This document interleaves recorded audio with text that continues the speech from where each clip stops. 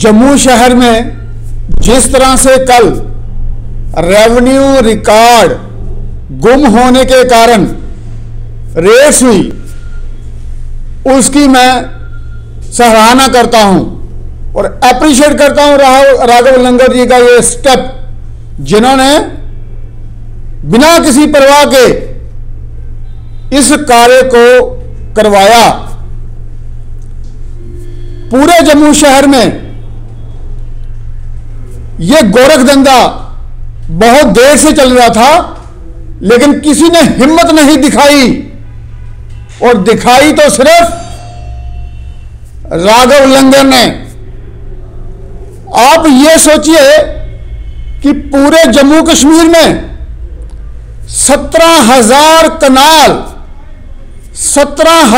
कनाल जमीन जो सरकारी है वो एनक्रोच की गई है। एक कनाल नहीं, 2 कनाल नहीं, 17,000 कनाल। ये अपने आप में एक चिंता की बात है।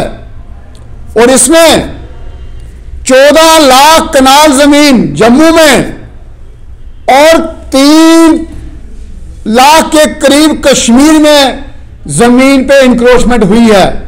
इसका मतलब यह हुआ कि जम्मू में ज्यादा लोगों ने सरकारी जमीनों पे कब्जा किया है। कहां 14 लाख और कहां 3 लाख।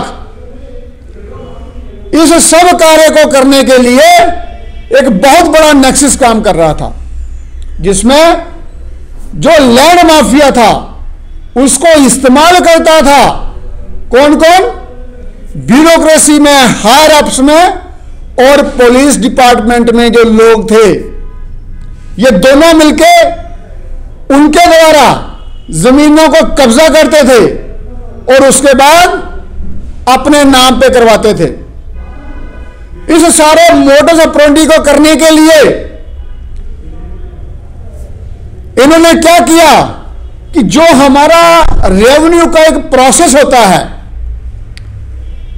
उसी में सेंध मार ली।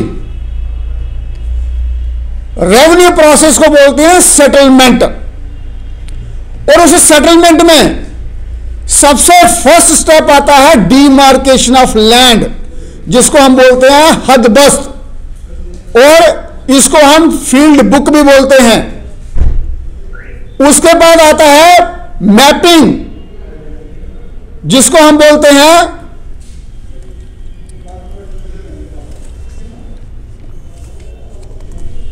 खसरा पैमाइश।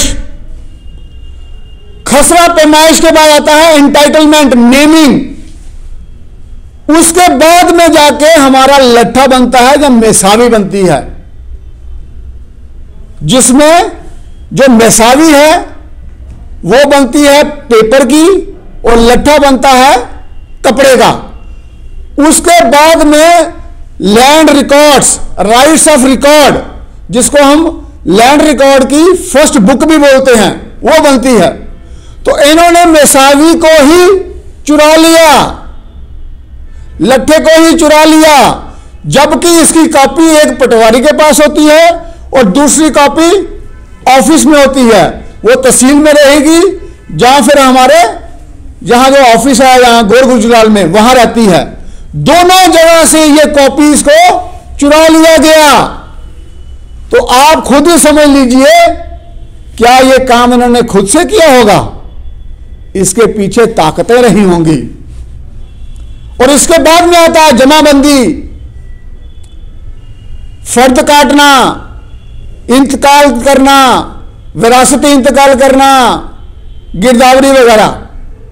तो आप ये देखो, ये लोग कितने शातिर थे, और एक ही जगह पे कई लोग 15-15, 20-20 साल से काम करते थे, और जब वहां से चले जाते थे दूसरे आदमी को लगा जाते थे, ताकि उनकी जो ये कारकुस्तानी है, जो उन्होंने गलत काम किए हैं, वो सार्वजनिक ना हो सकें।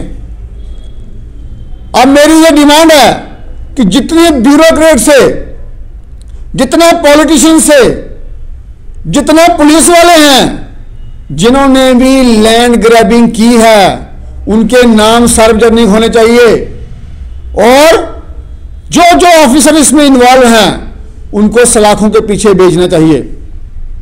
आप ये देखिए, हमारी गाड़ी खून पसीने की कमाई से लोग और हर व्यक्ति जमीन खरीदता है।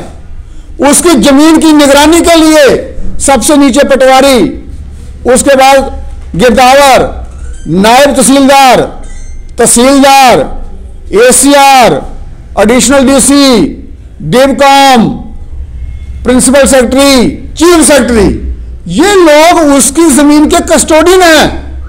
जो कस्टोडियन थे उन्होंने ही जमीन गायब करवा दी। तो this is a criminal offence. जितने भी लोग उस समय थे उन सब पे कार्रवाई करते हुए ये जो 17 लाख कनाल जमीन सरकारी कब्जाई गई है, इसका हर्जाना लेना चाहिए। नहीं तो लोग काम क्यों करेंगे? अगर हम एक्शन नहीं लेंगे तो लोग सही काम क्यों करेंगे? और जो सही काम कर रहे हैं अगर हम उनको अप्रिशिएट ही नहीं करेंगे तो वो सही काम क्यों करेंगे?